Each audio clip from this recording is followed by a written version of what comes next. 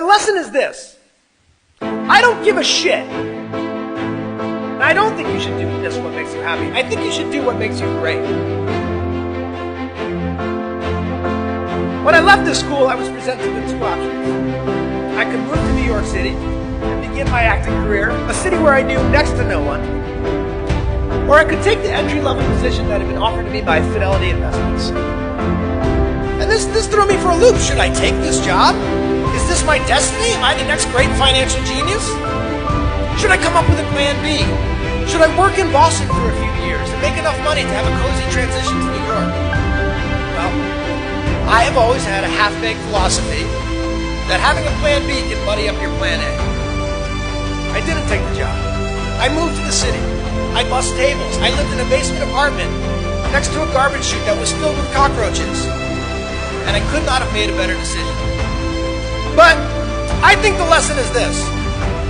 Had I worked at Fidelity, I am sure they would have fired me eventually. I can barely do long division. But I didn't want to fail at Fidelity, and I did not want to fail in Boston.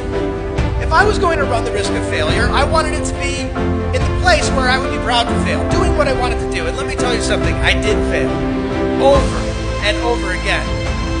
I was too short for this, or too weird for that. I had one casting agent say, this man will never work in comedy. But I was in the fight.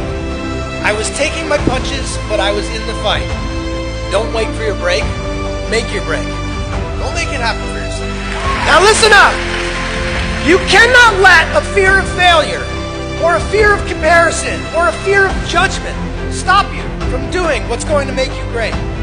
You cannot succeed without this risk of failure. You cannot have a voice without the risk of criticism. And you cannot love without the risk of loss. You must go out and you must take these risks.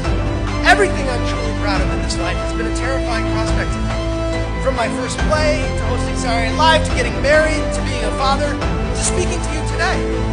None of it comes easy. And people will tell you to do what makes you happy. But a lot of this has been hard work. And I'm not always happy.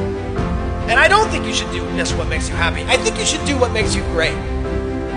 Do what's uncomfortable and scary and hard, but pays off in the long run. Be willing to fail. Let yourself fail.